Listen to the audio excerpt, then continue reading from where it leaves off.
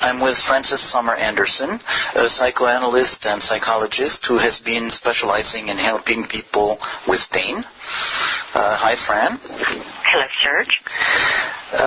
So one of the things I get from your work is that pain is not a simple concept. It's something pretty complicated. Yes, it is. And I think that's so important for anyone trying to help someone in pain.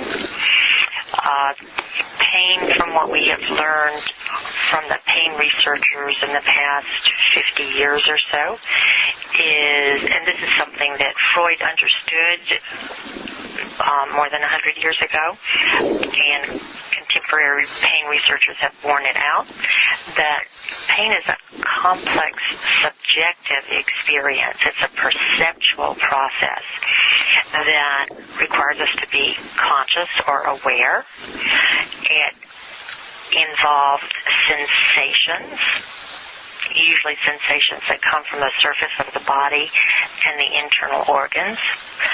And it involves emotions, because sensations that come from the external surface of the body as well as the viscera pass through the limbic system, which is associated with an emotional reaction and emotional memories of sensations from the past. And it also involves the higher brain centers, the cortex, which is associated with thinking and evaluating and complicated belief systems about sensations. So we have then pain is a complex subjective experience that involves sensations, emotions, and thoughts. So as you talk about the subjective part, so conceivably people could experience pain without an external input. Definitely. And in fact, very fascinating research, I think, that underscores this is a lot of the research done by an outstanding psychologist, pain researcher, Ronald Melzack, and his colleagues, who have studied people born without limbs, and those people can actually experience sensations in the absent limb. So this kind of research, including research on people who have severed spinal cords who can still feel their sensations in their limbs, led Melzack and his colleagues to produce more research that shows that there's no one center in the brain that perceives pain, that actually pain is the result of a pattern of responses in different areas of the brain in response to sensations that come from the outside, from the viscera, or even from our thoughts. An example of that is a session with a patient who came to me because of pain in his neck, and that pain was relieved through our talking work, examining the emotional circumstances that surrounded the beginning of the pain, which is not due to a trauma. It just, he woke up one morning with pain in his neck. And the pain continued for several months. And he had it evaluated very carefully medically, and there was no medical or structural basis for the pain. And as a result of our work in understanding his emotions at the time that the sensations of pain developed, we were able to relieve his pain. And as we began to work on helping him deal with the emotional stressors in his life, there was a session in which we were talking about a complicated family relationship that he had had since he was a child. And as he was going into the details about a recent interaction with that person, his neck started to hurt. So that's a very dramatic example about how thinking and talking about a situation can evoke emotions that are associated with sensations in the past, and those sensations can come up in the form of pain. And that's a perfect example of the popular expression, the pain in the neck. Absolutely. So, this is something that maybe therapists can relate to in the sense of an example of a psychosomatic pain. But it's, for many of us, the idea of pain not being really directly related to some kind of an input, some kind of a stimulus, is difficult to follow. It is, because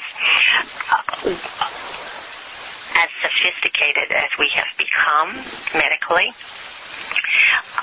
and in the area of psychosomatics and psychogenic mechanisms and body work, our Western medical system is still being plagued in a way by the mind-body dualism and Descartes' model that led to the model of pain being one in which pain was associated with some physical injury or structural problem or disease. And it was assumed that there was a one-to-one correspondence between disease or structural problem and the experience of pain. And we've come to learn that that is not at all the case. It's far more complicated. So, what are the things that contribute to the experience of pain as it is constructed? Well,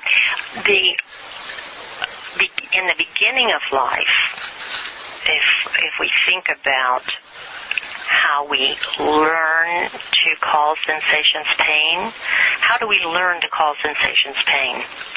We learn that through our interactions with the primary caregiving others around us when we're infants, and as we continue to grow physically and develop cognitively, the caregiving others and the culture in which they live and we live give labels to sensations.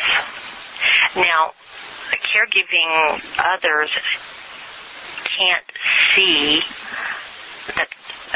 the sensation of pain. They can only see an infant or child's behavioral expressions in reaction to something. For facial expressions, the sound of an infant's cry, the way the infant is moving around. So the mother or father, for example, they interpret behaviors of the infant to indicate that he or she is in pain, and they respond however they respond to that.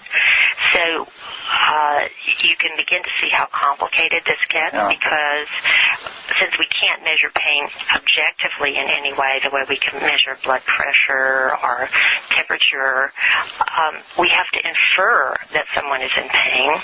And for children, infants and children, before there's language, we get those labels through interactions with the people who are taking care of us. And then the culture shapes how much pain is acceptable to experience. Their gender influences, and I think we're still certainly being affected by the notion that one should be tough, and particularly if you're a guy, you shouldn't show pain, and maybe women can tolerate pain more easily than men. There are a lot of stereotypes if we begin to think about it. So there's a developmental process that underlies what we come to describe as pain for ourselves, for each of us. And that developmental process kind of lays down a template for how we begin to interpret sensations from our body. And sensations that are caused, for example, when we have thoughts that evoke painful or unpleasant emotions and reactions to those thoughts. So we have the developmental process, which is very important, And in treating someone who's in pain, if at all possible, it's good to learn as much as we can within the framework of how we're offering care to that person. If we can learn about their early experiences of being soothed, of being cared for, did they have early experiences of being in acute pain or chronic pain?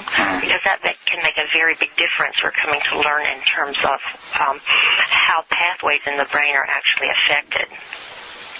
So if a child has been through very difficult medical illness that requires lots of injections and medical treatments, that's going to affect how they experience later circumstances in which they might have to undergo similar procedures.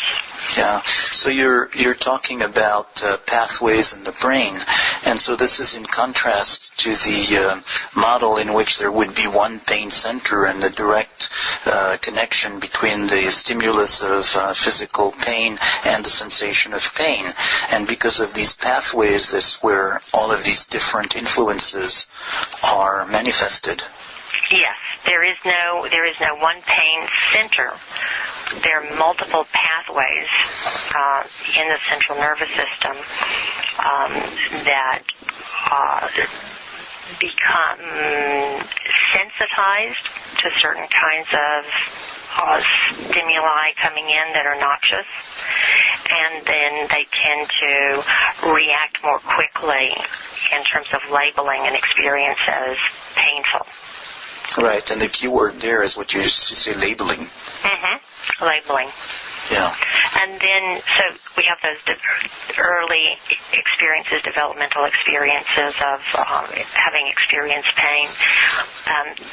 Also, in that developmental process, if a young person has been in the presence of someone in acute pain or chronic pain or some kind of medical illness or disability, that can also, it in fact lays down certain memories of how easily another person's pain can be relieved or not. And that comes also to affect what their set of expectations are. This is where the thoughts and beliefs, the cognitions become important. And past experience leads one to expect that they will be relieved or not.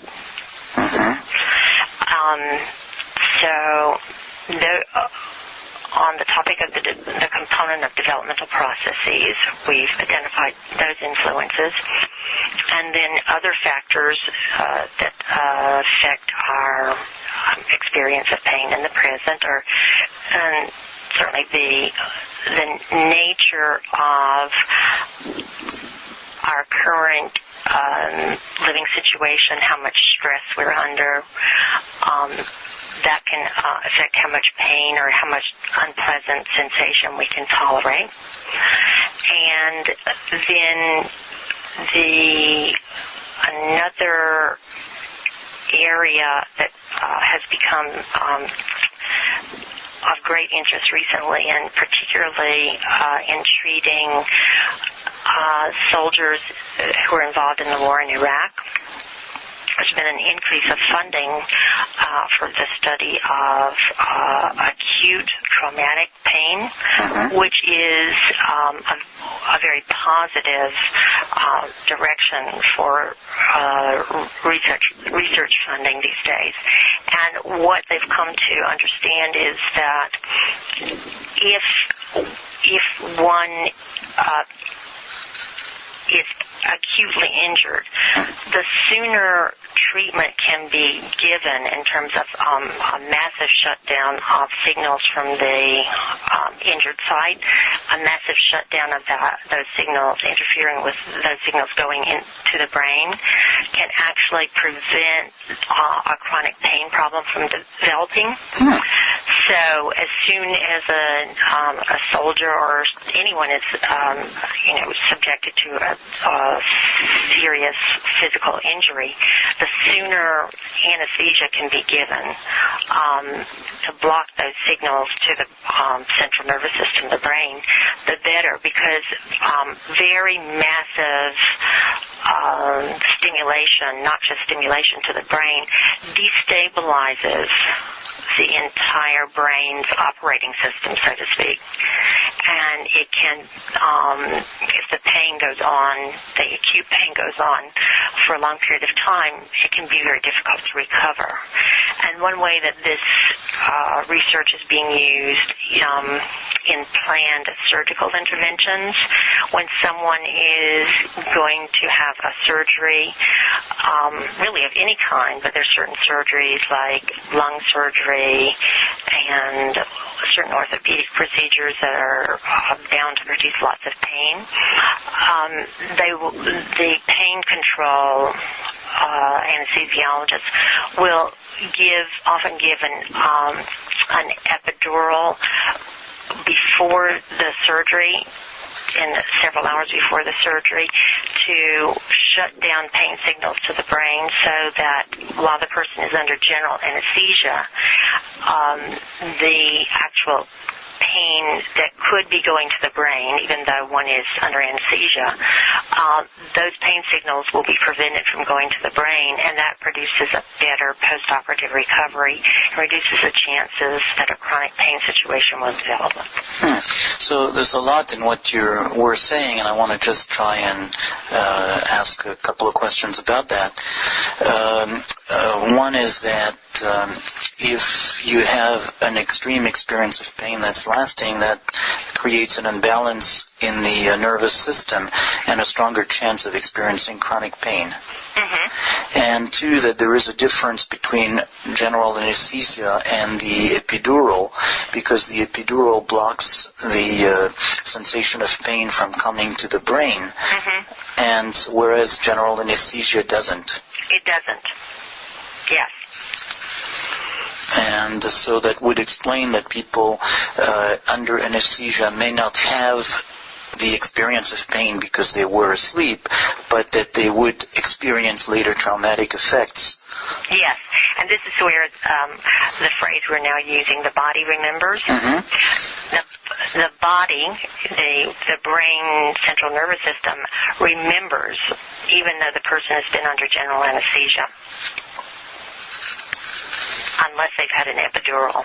And the epidural goes into, the spinal cord and actually blocks signals above the epidural, the level of the epidural, and blocks those signals to the brain. Mm-hmm. Yeah, so that certainly changes a lot of just the regular conception of pain as something that's had that simple mm-hmm. mechanism. Could I just say one thing about that? That's a very useful thing to remember in case anyone is going to have a surgical procedure, to ask about the pain control that's going to be used. Mm-hmm. And up until recently, because of all of this new research, people didn't think about it very much. And so in treating anyone I see, people who come to me not because of pain or whatever, if they're going to have a surgical procedure or someone they know is going to have a surgical procedure, I believe very much in a kind of a psychoeducational piece about pain, mm-hmm. So that they can be proactive in their medical care. Yeah. And then if we have a patient or client who has had a surgery in the past or a recent surgery, and they're coming to us because of some pain concern, it may in fact have something to do with those procedures. So this is another reason to try to find a way to ask about people's past experience with pain, including surgical procedures. so that we begin to have a sense of some of the forces that might be at work and affecting how they're experiencing their body now, particularly when it comes to pain. Mm-hmm. So your statement, the last sentence, was how they're experiencing their body in reference to pain. Mm-hmm. So what happens during sessions when you deal with patients who bring up pain, either strong acute pain or chronic pain? Could you give us some examples? If a patient is coming to me because of chronic pain, it would be because they've been referred to me by a physician. Mm-hmm. And that physician will have some point of view about the source, the etiology of the person's pain. I do a lot of work. I have done a lot of work since 1979 with Dr. John Sarno, and I know you know about Dr. Sarno's work. And many of you listening may have heard about it. Dr. Sarno is a physiatrist at Rusk Institute, NYU Medical Center, and he very much believes in the powerful effects of emotional stress in actually generating a pain experience and certainly maintaining it even after some initial injury is long past. So many of the patients come to me having seen Dr. Sarno and been educated by him, first examined, but then educated by him about the anatomy and physiology of pain and the role that emotions play. So we're working with a theory, i.e. a diagnosis about the source of their pain. So we, the patient and I, in the talking frame, start to examine, identify what emotional factors are at work in their psychological/pain situation. So someone comes in for an initial consultation, and I ask for a brief history of their physical pain and what interventions they've had. And then we begin together to ask what was happening in your emotional life in the year or so before your pain developed. And then I ask very particular questions about the exact circumstances in which the pain started. Sometimes it's a gradual onset and it then reaches a level that's pretty intolerable.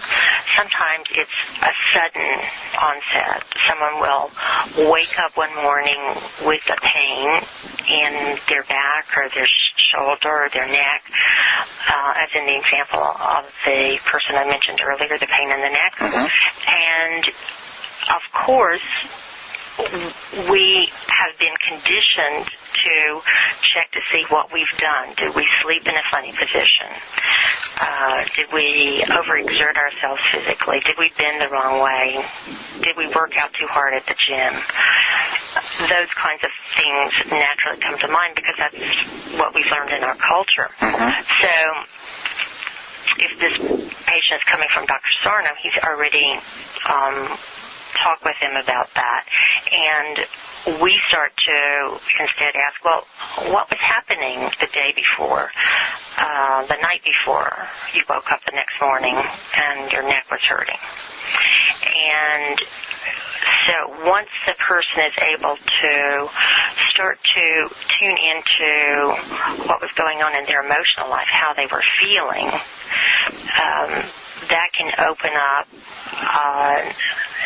a very different way of working with their pain, so that we're not, I'm not, for example, doing pain management with that person. I'm not doing relaxation exercises or hypnosis.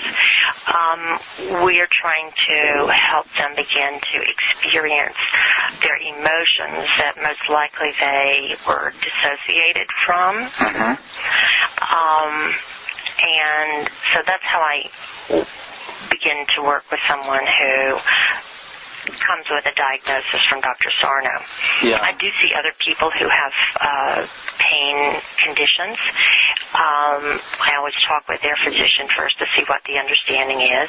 Sometimes I do pain management because there are certain conditions that are associated, like peripheral neuropathy, either congenital or secondary to a condition like diabetes, can produce severe, almost intolerable pain in the feet and legs and hands.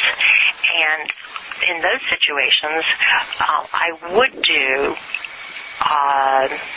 use some kind of imagery, educate the person about certain breathing techniques to help them slow down their reaction to the sensations they're having. And that's where referring back to the beginning of our discussion today, when I said pain is a complex subjective experience, it involves sensations, emotions, and thoughts and beliefs. For someone with, for example, peripheral neuropathy, we would be acknowledging their sensations that are painful, and we would be trying to help them with their reactions to the sensations, their emotional reactions, devastated, overwhelmed, for example, and their thoughts and beliefs. Their thoughts and beliefs may be, I can't get any better. I've heard horror stories about people with peripheral neuropathy, so I'll never get any better. So that's a blend of a belief, I can't get better from this pain, because of things that I've been told, and that those things that I've been told make me feel overwhelmed, and so what's the use? Yeah. Which will then only reinforce more pain, because the more we react negatively to pain, or the more reactive we are to it in a panicky, anxious way, actually the more intense it can become. So that's the situation in which I would use pain management. Yeah. And so, in a way, when you were saying that pain is complicated, there's the bad news and good news. The bad news, it's complicated, but the good news is because it's complicated, you actually have more of a way to find places where there's a grip to act on it. And certainly body work can be one of those interventions. Because I was trained at Rusk and was on the staff at Rusk Institute for 13 years, I was so fortunate to learn about an interdisciplinary approach to any kind of physical disability. And so I really value what people from different disciplines can offer a person who's in a complicated situation when it comes to pain. And the other part, what you were saying earlier about people who came from, say, Dr. Sarno, is that, by having seen Dr. Sarno, they already were buying into the idea of the pain coming from an emotional cause, so that they were willing and ready to have that shift of what to pay attention to. Yes, and I've told Dr. Sarno who believes in psychoanalysis and a psychodynamic approach. I've said, Dr. Sarno, when you make your diagnosis of tension myoneural syndrome, or tension myositis syndrome is what it used to be called. That's the medical diagnosis. I said, what you're doing is giving a psychoanalytic interpretation. You're linking the mind and the body. And so then, once that link is offered to the patient, sometimes they're relieved, sometimes, they're resistant but willing to explore. Once that link is made, then it's easier to begin to explore the emotions that have contributed to the pain. And by the way, this is not to say that the sensations that they are experiencing are not real. Psychosomatic, psychogenic, to use those terms, they are often to the patient's ears, meaning that my pain isn't real, it's all in my head. Mm-hmm. Well, that's not what it means at all. The pain is very real. But what is causing the pain is not necessarily a structural problem in the knee or the foot or the back. It's this complicated perceptual process that we've been talking about today, that involves sensations plus emotions plus cognitions, the way we evaluate and what we've come to believe about what causes pain. Well, that feels very powerful. That sense of a different understanding of where the pain comes from, giving a possibility of action instead of that feeling of powerlessness in front of the expression of pain. Mm-hmm. And I wanted to check with you if this would be a good place to stop our interview. There's something you might want to add, or should we leave it here? Well, I would like to add that I developed my own pain symptoms during the time that about 5 years after I began working with Dr. Sarno's patients. Mm-hmm. And so I find that has really helped me be a more effective clinician in working with people in pain. And my experience of trying to understand and recover from my own pain syndrome, we could call it, has been so powerful. It's influenced my professional life and where it's led me to look in the professional literature and body workers I've gone to, and I actually was moved so much by it that I wrote a chapter for the book that I edited that was published last year, Bodies in Treatment, The Unspoken Dimension. I write about my own discoveries and my own long journey in understanding the origins of my own pain symptom. And that might be helpful to people. I'm certainly hoping it's helpful to professionals and to people in pain who might read it. That book is written for a professional audience, and it is an effort on my part to bring an interdisciplinary focus to psychoanalytic treatment in terms of bringing in practitioners who do body work and how body work approaches can be useful in the talking frame, adjunctively, very often, because, at least in New York State, people who do the work in the talking frame are not licensed to touch patients, so we have to find some way and ways to, kind of integrate body work and the talking frame. So I think that might be of interest to those listening. Yeah, very much. I think you're talking about that sense of integration and the very important. Yeah, and we have so much to learn from each other. Mm-hmm. Thank you, Fran. Thank you, Serge. This recording is part of the podcast at relationalimplicit.com. And practitioners who do body work and how body work approaches can be useful in the talking frame, adjunctively, very often, because, at least in New York State, people who do the work in the talking frame are not licensed to touch patients, so we have to find some way and ways to, kind of integrate body work and the talking frame. So I think that might be of interest to those listening. Yeah, very much. I think you're talking about that sense of integration and the very important. Yeah, and we have so much to learn from each other. Mm-hmm. Thank you, Fran. Thank you, Serge. This recording is part of the Somatic Mindfulness and Relational Psychotherapy podcast. See the website relationalimplicit.com.